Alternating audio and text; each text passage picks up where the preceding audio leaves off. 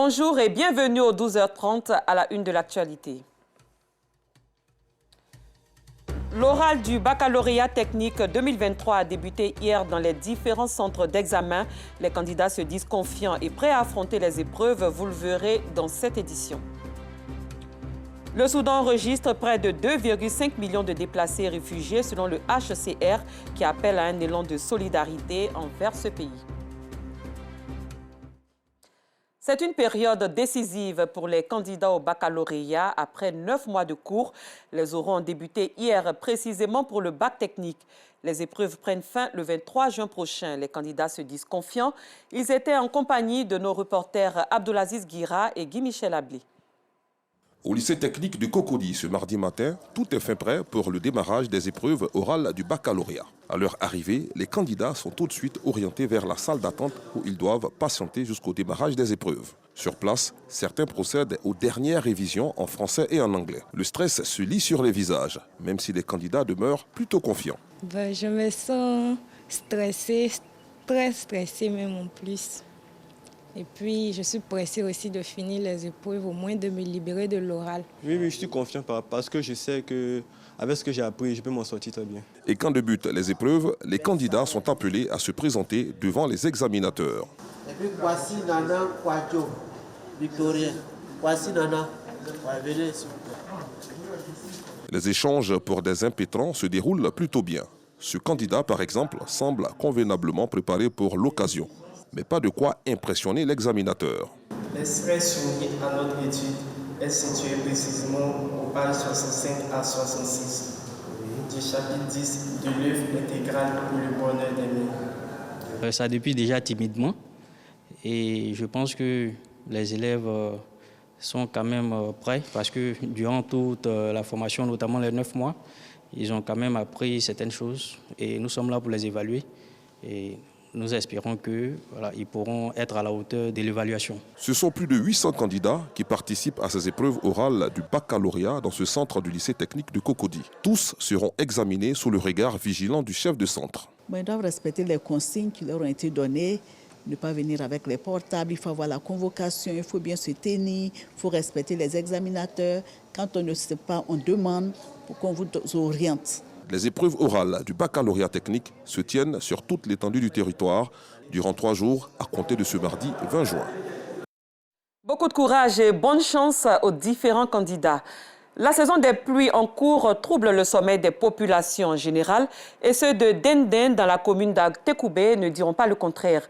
Ils n'ont plus de quiétude avec la montée des eaux spectaculaires dans leurs différentes habitations. En cause, selon eux, les travaux de construction du 4e pont, des faits qu'ils ont partagés avec notre reporter Pargasoro Kone de Madongui. Il était récemment pour vous à la rue dénommée Denden. Suivez son reportage. Denden, c'est le nom de cette rue. Elle se trouve non loin du quartier Monsikro, dans la commune d'Agtekoubé. C'est la rue du secteur Santé 3. Quand il pleut à Denden, c'est la catastrophe. Un véritable souci pour les habitants qui ne savent plus à quel saint se vouer. Les cours et les habitations inondées. L'eau modifie les habitudes, comme ici, dans cette cour. Siaka Couturier de son état y habite depuis 1975. Ce père de 9 enfants, tout comme les habitants de Denden, sont désemparés à la moindre goutte de pluie. C'est la hantise. Moi, personnellement, ça fait 47 ans que je suis dans cet atelier. 47 ans. Et devant mon atelier, il y a 3 escaliers, mais tous les 3 escaliers sont disparus présentement avec la terre. Quand il commence à pleuvoir, la nuit seulement, c'est fini. Personne ne peut dormir. Juste en face, le constat est alarmant. C'est presque les pieds dans l'eau que propriétaires, locataires et autres enfants regagnent péniblement leur maison.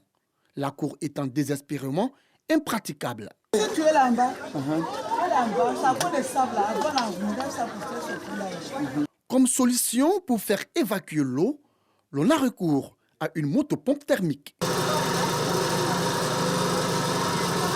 Et une fois en marche, elle produit plus que de la fumée. L'eau a certainement eu raison des bonnes intentions de la motopompe. Réussiront-ils à libérer la cour de cette eau gênante? Rien n'est sûr. Juste à côté, des seaux d'eau sont mis à contribution pour éviter les désagréments. Comme ça rentre dans la maison, à cause on ramasse l'eau pour verser au-delà. La nuit, on ne peut pas dormir, on est obligé de veiller. Même s'il pleut fort, on est obligé de sortir sur la pluie pour verser l'eau dehors. Selon les habitants de Denden, les travaux de construction du 4e pont constituent les causes de la montée des eaux. Quand la pluie tombe, tant qu'on n'a pas enlevé l'eau là, l'eau ça sort pas. Avant, il n'y avait pas de problème. Quand ils ont commencé le pont là, c'est ça qui a envoyé tout ça là. Depuis qu'ils ont commencé à faire le travail de la route là, les maisons qui sont à côté de la route là sont devenues trop profondes. Parce que la route là, la terre est trop montée. Donc c'est ça qui nous a créé des problèmes. C'est que quand il pleut, il y a l'eau qui reste dans le cours. Des raisons approuvées par le président du collège des impactés de la zone péage du 4e pont, lui-même habitant de ce quartier. Avec le rajout qui a été fait sur le pont, c'est-à-dire dans la zone péage, il y a certaines populations qui ont subi un peu des dégâts compte tenu des dernières pluies. Bakary Doumbia assure tous les impactés recensés se réjouissent de ce projet du 4e pont. Seulement, ils attendent avec beaucoup d'impatience le dédommagement pour les uns et le relogement pour les autres. Grâce à Dieu, le PTA et la Giroute sont venus faire des recensements pour que les populations puissent partir. Elles sont heureuses de partir, du moment qu'elles sont prises en compte dans le relogement. En attendant de quitter définitivement ce quartier qui, aujourd'hui, à la moindre pluie, inonde les maisons, les habitants de Dendenda Tekoubé utilisent des sacs de riz remplis de sable pour se protéger de la montée des eaux de pluie. Quant aux enfants, ces innocents, ils continueront de traverser la peur au ventre, ces eaux de pluie, pour regagner leur maison. Et la saison des pluies n'est pas non plus forcément plaisante pour les tresseuses dans les marchés. Les intempéries réduisent leur clientèle. Elles se tournent même parfois le pouce. Comment vivent-elles cette période et quelles alternatives ont-elles trouvé pour pallier ce ralentissement de leurs affaires? Des réponses dans ce reportage que je vous invite à suivre. Depuis 9 h ce matin, il pleut sur le district d'Abidjan. Difficile pour les populations de sortir sous ces averses. Dans les salons de coiffure, ce n'est pas la grande affluence. C'est bientôt la fin de la journée et aucune cliente n'a frappé à la porte d'Annie. Elle et ses employés, couchés dans des chaises, s'ennuient. Difficile de faire la recette journalière. Depuis le matin jusqu'à 13 h, c'est 2500 naïs. Alors quand il n'y a pas la pluie d'habitude, jusqu'à l'aile, on peut gagner même presque 10 000, 12 000, ça dépend. Chaque année, c'est comme ça, juste à ce que la pluie sèche. En tout cas, saison pluvieuse, ce n'est pas facile pour nous. Depuis le début de cette saison pluvieuse, les activités des tresseuses sont au ralenti. Dans ce salon de coiffure, Eugénie est à sa première cliente depuis ce matin. Une situation qu'elle vit difficilement. Quand il pleut, là, les clientes, là, c'est rare. Quand elles sortent sous la pluie pour venir se tresser, c'est celles qui viennent là, c'est un ton. Quand il y a urgence, celles qui doivent voyager, c'est eux, quoi. Sous cette pluie, les clientes se font rares et quelques-unes viennent juste pour des urgences. C'est le cas de celle-ci. Je travaille, il n'y a pas de temps. Lundi, samedi, dimanche, c'est mon jour de repos. Donc, il a demandé la permission à ma patronne qu'elle vienne me tracer.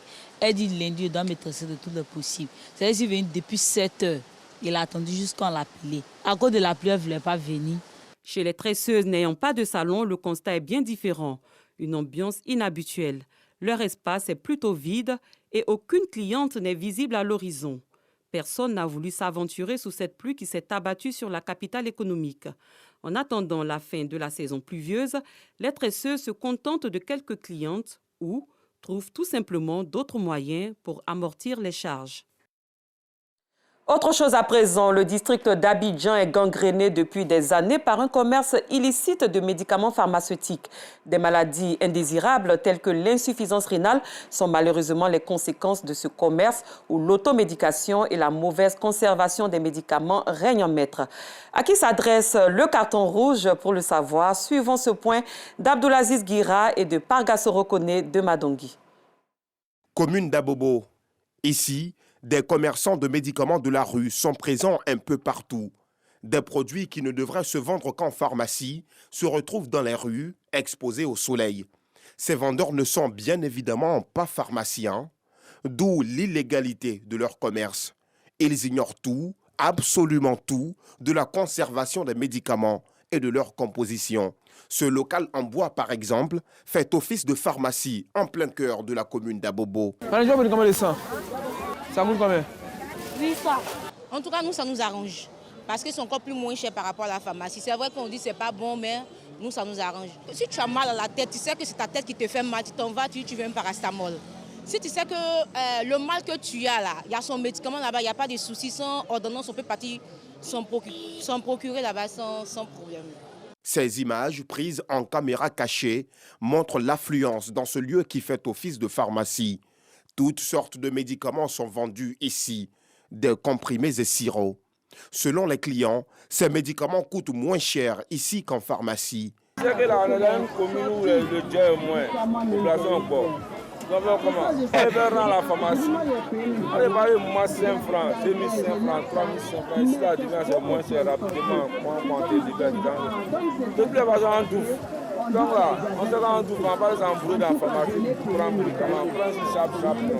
Donc il y a rien de bon, et puis nous on vient payer moins en pharmacie encore. Les médicaments qu'on vend par terre au marché, c'est par rapport aux moyens, à défaut de moyens. Si tu n'as pas les moyens de la pharmacie, tu es obligé de te rabattre aux médicaments par terre. Où donc ces commerçants se procurent-ils tous ces médicaments? Pour remonter la filière, il faut parcourir un peu plus de 8 km au sud de la commune d'Abobo. Bienvenue à Adjamé Roxy, l'épicentre de la vente des médicaments pharmaceutiques dans le district d'Abidjan. Ici, ces grossistes de médicaments vendus dans la rue sont constamment aux aguets. Difficile de pénétrer dans leurs locaux sans se faire refouler. Une véritable filière bien ficelée. Une chose est sûre, nul ne sait réellement d'où proviennent ces médicaments revendus dans les rues d'Abidjan. Très souvent que les patients viennent avec des médicaments dans des sachets noirs et viennent nous demander de leur donner les posologies. Quand on leur demande où est-ce qu'ils ont pris ces médicaments, certains nous disent qu'ils ont pris des médicaments chez les vendeuses ambulantes, et puis etc. Donc nous, ce qu'on leur dit, c'est que le médicament acheté dans la rue est un danger. C'est un danger parce qu'on ne sait pas d'où ces médicaments-là viennent. Et généralement, c'est les médicaments qui sont contrefaits. Un gros problème, selon les spécialistes de la santé. Si c'est le prix, si c'est le coût du médicament qui fait que les gens vont dans la rue, ils ont tort parce qu'à la pharmacie, on a les médicaments de tous les coups. Aujourd'hui, un paludisme, avec 2000 francs CFA, on soigne correctement un paludisme. On a ce qu'on appelle maintenant les médicaments génériques, où le patient peut se soigner à moindre coût. Le médicament est rentré dans le domaine public, donc les laboratoires certains laboratoires peuvent le fabriquer, le dupliquer, moins cher pour les populations. Il faut que les populations confient leur santé à des professionnels de santé. La loi ivoirienne interdit pourtant l'importation et la vente de produits pharmaceutiques non autorisés, sauf dérogation prévue par la législation en vigueur. Surtout, nul ne sait si ce sont des médicaments pharmaceutiques ou des médicaments contrefaits. Difficile aussi de comprendre la prolifération de ces commerces de médicaments dans le district d'Abidjan, en dehors des pharmacies. Les autorités compétentes devraient agir vite pour éviter d'éventuels drames sanitaires. En attendant, nous attribuons un carton rouge à ces vendeurs de médicaments qui ne sont ni pharmaciens ni auxiliaires en pharmacie. Carton rouge également aux clients qui ont choisi de se faire harakiri. Et enfin, carton rouge au ministère de la Santé qui ferme les yeux sur ces commerces malsains. C'était donc le carton rouge et vous venez de suivre le récit d'Alassane Parguin Drabo. C'est enfin connu, la date officielle de la célébration de la fête de Tabaski a été annoncée ce mardi 20 juin par l'imam Sékou Sylla, porte-parole du COSIM. C'était au siège du Conseil supérieur des imams, des mosquées et des affaires islamiques en Côte d'Ivoire en présence du guide suprême de la communauté musulmane, Cheikh Aïma Ousmane Diakité, et de plusieurs autres hommes de Dieu.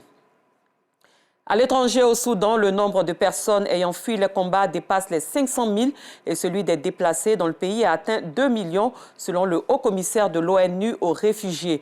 De plus, 25 des 48 millions de Soudanais ne peuvent survivre sans aide humanitaire. Filippo Grandi a appelé à un élan de générosité envers ce pays. C'était à Nairobi, au Kenya, à l'occasion de la Journée mondiale des réfugiés. Sur place au Soudan, l'armée et les paramilitaires en guerre pour le pouvoir ont repris les combats ce mercredi matin. Fin de ce journal. Merci de l'avoir suivi. Très bonne suite de programmes sur RTI2.